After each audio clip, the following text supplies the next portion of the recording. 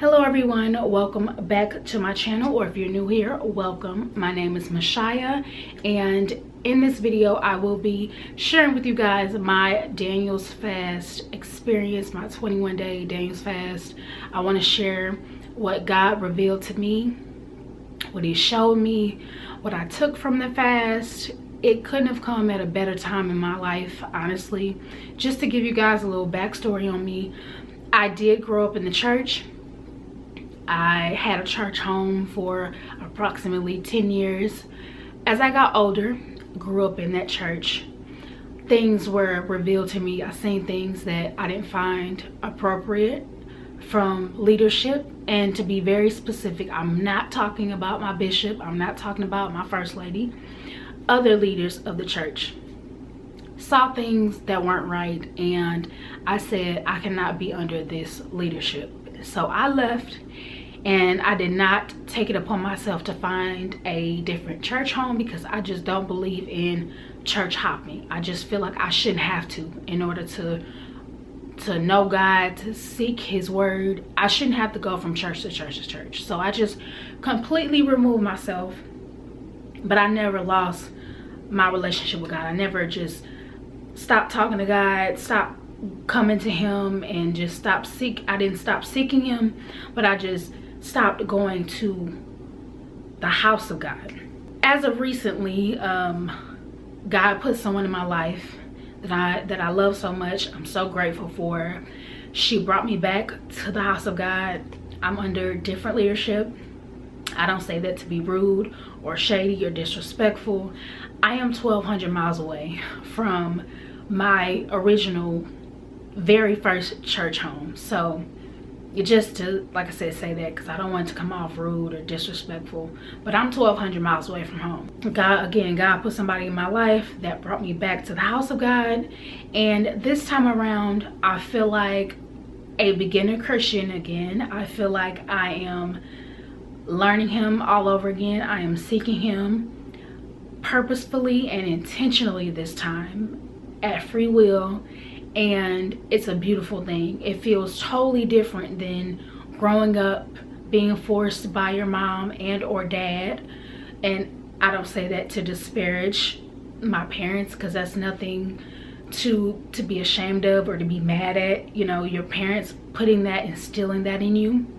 But it's just different when you step away and you come back on your own, and you really want to seek his face and hear his voice differently, you know, as a grown woman versus, you know, as a little girl who's naive and ignorant, and you really just going to church to see your friends, you know. Back to what this video is really about. Just, I want to share with you guys what I learned, what I took from this fast, what God revealed to me, you know, opening my spiritual eyes, and I'm just eternally grateful. So let's go ahead and get into this. If you see me looking down to my left, I'm looking at my laptop because I do have notes. I don't want to get off track. I don't want to forget anything, and I don't want to be talking in circles. So the first thing that I learned during this fast was discipline. The first week of this fast, from 6 a.m. to 6 p.m., we were to drink liquids only, healthy liquids only, water, tea, cold pressed juices, you know, vegetable juices, fruit juices, excuse me, just healthy juices.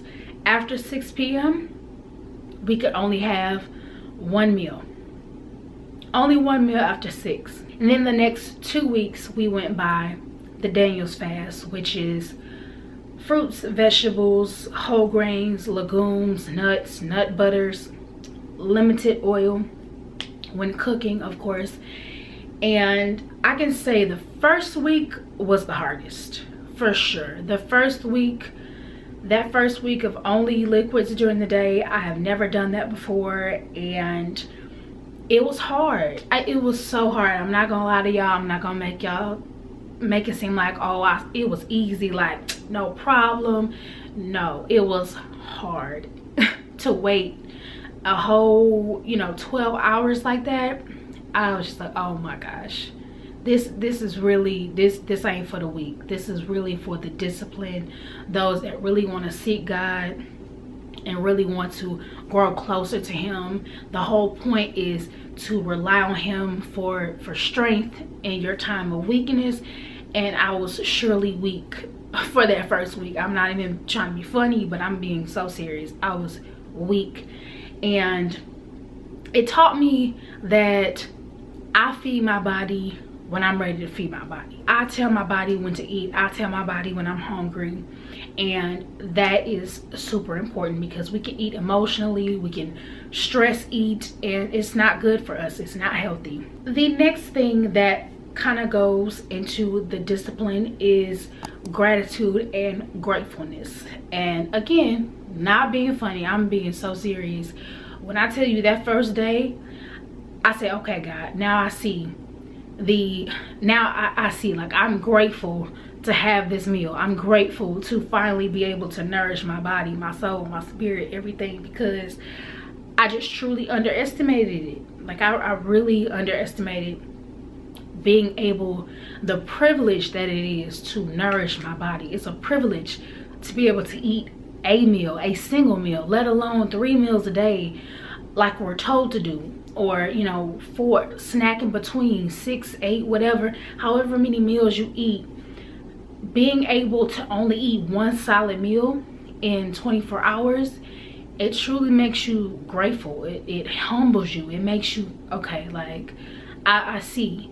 And because you're only able to eat that 1 meal, it makes you think more about eating the right meal, right? Like, not eating junk, not eating something that's gonna make you lethargic and just feel gross and disgusting when you wake up. It makes you want to nourish your body with the right things, so that you feel full and you feel good, for the rest of the night, and even in the morning when you wake up, and you cleanse and you flush all of that out of you. I stopped endless scrolling. This was also huge for me, because I was a person on my downtime, every second of my downtime, I was scrolling Instagram, scrolling TikTok, scrolling Twitter, scrolling Facebook, scrolling whatever, everything. I was scrolling. And being that we were restricted from social media, it made me realize time is truly a currency. I didn't see it like that before, but once the apostle said no social media, it really made me see, like, wow, I really spend too much of my time just endlessly scrolling. I'm on YouTube endless hours and hours and hours on end, watching people. And obviously y'all are sitting down watching this video now, but we have to be intentional with our time. We have to be purposeful with our time. We have to see it as a currency. You're not just gonna spend your money on anything. You're gonna spend your money on what you actually want, what's valuable to you. So in the same token, you have to realize, okay, I don't want to spend my currency that I can't get back, because unlike material things where you can go get your money back, you can't get your time back. So it made me so much more intentional about what I watch, what I listen to, what I give my time to, because it's so important. I was even on my news app. Like, I've owned an iPhone for I don't know how many years, and I have never bothered to open my news app. This fast, it was the first time I opened my news app, y'all, and I'm not lying at all. I was literally on my news app every single day, reading about what's going on in the world, reading about politics, reading about wars, reading about what's going on right in my neighborhood that I never originally cared about, but being that I was so restricted, it made me more intentional with my time. And I will say this, for the first week, the apostle said no social media. For the following 2 weeks, he let us get 1 hour. And I'm gonna say this, I didn't even take heed to that. And I don't mean any disrespect when I say that, but I know me. And I also took into account that I wanted to stick it all the way through. I wanted to see the fast all the way through. And also my late grandmother, who fasted frequently, she never waited just for the pastor or the bishop to tell her to fast. Whenever God told her to fast, that's when she fasted. And so just out of love and respect for her, I wanted to see it all the way through, just like she did every time she fasted. There was no backsliding, there was no slipping up, there was no, oh, I'm gonna do a little bit of this and a little. No, you fasting, you fasting, you fasting, you fasting. So I saw all the way through. Didn't take the hour to scroll Instagram, Facebook, Twitter, YouTube, you know, none of that, because I wanted to see it all the way through. Also, another thing with me saying time is currency, we truly have to realize that we spend a lot of our time watching other people live their best life, build their dream life. We have to see that we're taking time, we're robbing ourselves of time of building that life for ourselves. We have to see that. Like, as much as we love these people, as much as we love, you know, our influencers, these Insta baddies, these content creators, it's wonderful. But we have to limit the time that we have to limit that currency, y'all, because are you gonna spend the rest of your life watching them live their dream life? You know, you got to take some time out. You got to cut some time out and say, hey, you know, I love your life and I see you living your best life, but I want to build that for myself as well. You got to be, you know, a little selfish with your time and say, I'm not going to spend all my time watching you and I'm still where I'm at. I'm still in the same place I was last year, respectfully. I made more time for God instead of giving him what I had left. So because of this fast, because it was about seeking him, seeking his face, hearing his voice, growing closer to him, it made me prioritize him rather than giving him what I had left at the end of the day. So I started my day every day with a devotion. As you can see, 366 devotions. So it's for the leap year. And I love that. I start my morning with it. I started my mornings with it, and obviously now, even after the fast, I start my mornings with it. When I first wake up out of bed, or if I have to take it with me before I clock in for work, I'll read it in my car. But I make time for God. I set aside time for God rather than giving him what I have left of me. What I will say and be honest about, I definitely feel as if I could have given more time to my Bible. But I'm gonna be honest, the Bible for me has always been and will always be very intimidating. It's just, obviously it's a very big book and there's so many, you know, rules and commandments and principles and laws and everything in there. And I just feel like, you know, how long is it going to take me to really soak all of this in and retain this information and really live like, walk like, talk like, act like everything that I'm supposed to be as a follower of Christ. I did crack open my Bible during this fast, but I know I could have done it a lot more. So just be honest about that. I learned I cannot be lukewarm with God. I cannot be lukewarm with Christ at all, because just as this fast is very black and white, just straight, very straightforward. The same thing, it's the same thing with God. You know, in the fast, you know what to do, you know what not to do. You know what to eat, you know what not to eat. There is no, oh, can I have this? Can I do this? Can I please eat that? No, the fast is the fast. So God opened my eyes and he made me realize on a bigger scale what it is to be his servant, what it is to be his follower, what it is to be, you know, even a leader.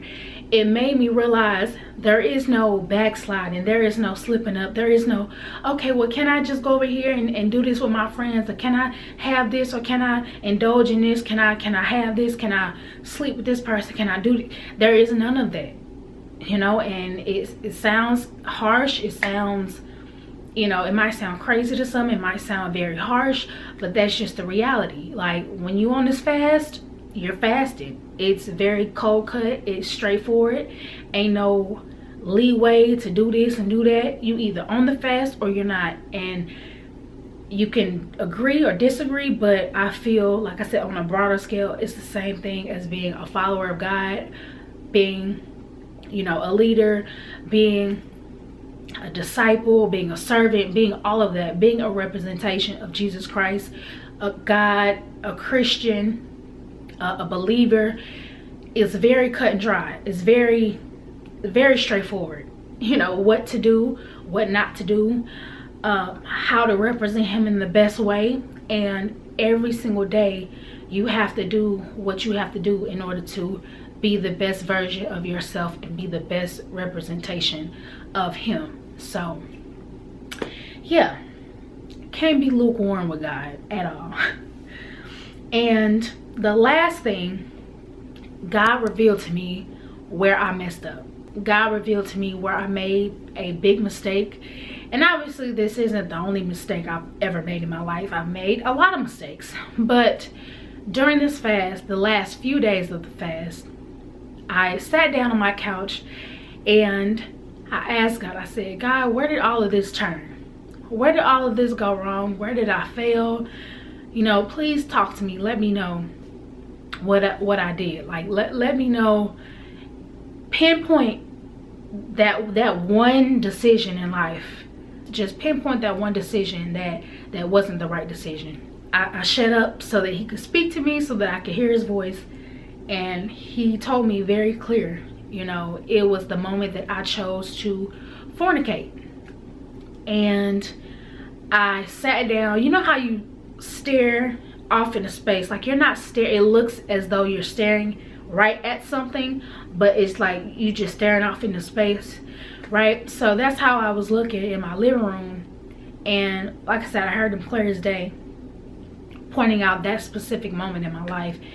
And I believe the reason why he pointed out that specifically is because he gave me discernment so early in my life.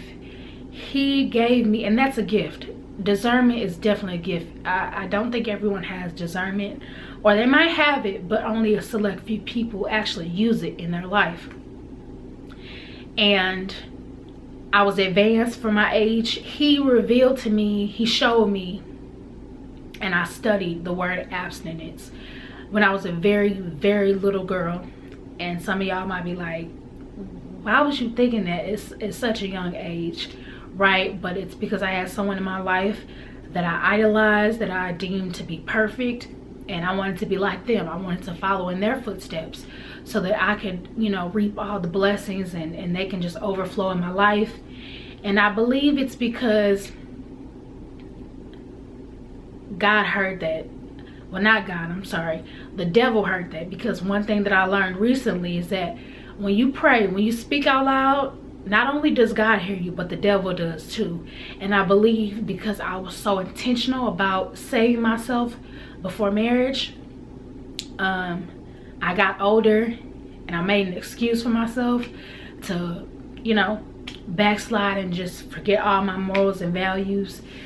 And I thank God for pointing that out to me, because like I said, that was a moment in my life where I was actually purposeful and intentional about doing things right, doing things perfect in his eyes, and doing things as he instructed.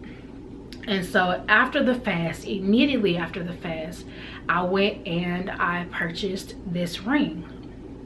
This is a peridot, pear-shaped, 2-diamond yellow gold ring. And this isn't a brag, it's not a flex or anything like that at all whatsoever, but I'm just sharing with you guys. You know, I got this because I felt as though it's not too late to get back on the right track. You know, it's not too late. I have been sexually abstinent for going on 5 years. Going on 5 years now. I've been sexually abstinent. I don't regret it at all. And I know that I am getting myself back to where I need to be. And I really don't want to elaborate on that in this video. I want to make a whole separate video on this topic. I know I made a video several months ago, but God has given me so much more wisdom on that topic that I'm almost tempted to scratch that video. I'm almost tempted to delete it. I don't want anybody to see it because I feel like I just put that out there to put it out there. But again, God has given me so much more wisdom to share on you know, just abstinence, your walk with God, sex, lust, all of that. He's given me so much more wisdom since I made that video. So the whole point of me saying that was God revealed to me where I messed up. The last point in my life where I was intentional and purposeful about doing something that honored him and glorified him. And I also made a big investment, you know, with this ring, because I looked at it like, you know, God isn't frugal with me. He ain't stingy with his blessings toward me. So why would I, you know, get a, you know, a $2 ring or something like that, you know, that's gonna turn. And I'm not trying to talk about anybody. I'm not trying to disrespect anybody, because, you know, people can afford what they can afford. But I just looked at it in that way, in that sense, that God is not frugal with me. He's not stingy with his blessings. He don't give me his last. So I don't want to just give him my last and just spend a little $2-3 on just a ring that I'm just have to keep spending money on. I wanted to truly let him know, Lord, I'm investing in you. And so this is symbolic of, you know, my covenant to him and him alone until the right one comes. And, you know, just my sexual abstinence. So that's all the things that I've learned on this journey, on this walk, specifically in the 21-day fast that I did. This fast was much more eye-opening. It was much more purposeful and intentional. And it was my first fast as a grown woman. There are so many other videos that God has put in my heart to make that's centered around him. And so I'm going to be obedient and put those videos out as he deposits it in my brain and in my heart and in my soul. I'm going to do it. If you feel led by the Spirit, if you know you feel that this is confirmation for you to go ahead and fast, then do it. Don't wait on your apostle. Don't wait on your bishop. Don't wait on your first lady. Don't wait on, no one needs to tell you to fast. If you feel it, if God is telling you, you know, God is the highest power. It's for a reason, because he has something for you. Your spiritual eyes need to be open to something so that, you know, you can get back on track, or you can get on track.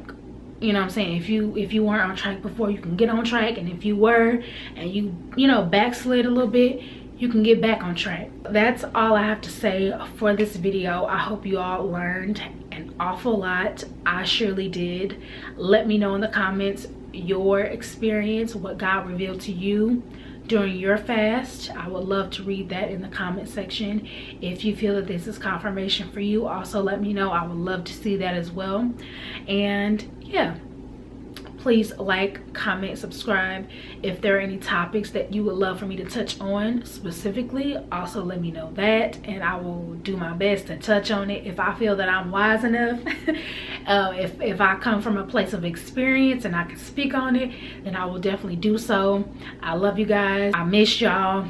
But the fast was so necessary and needed for me to see that my time is valuable, my time is a currency, and I need to spend it wisely. So love you guys. Like, comment, subscribe, and I will see y'all in my next video. Bye.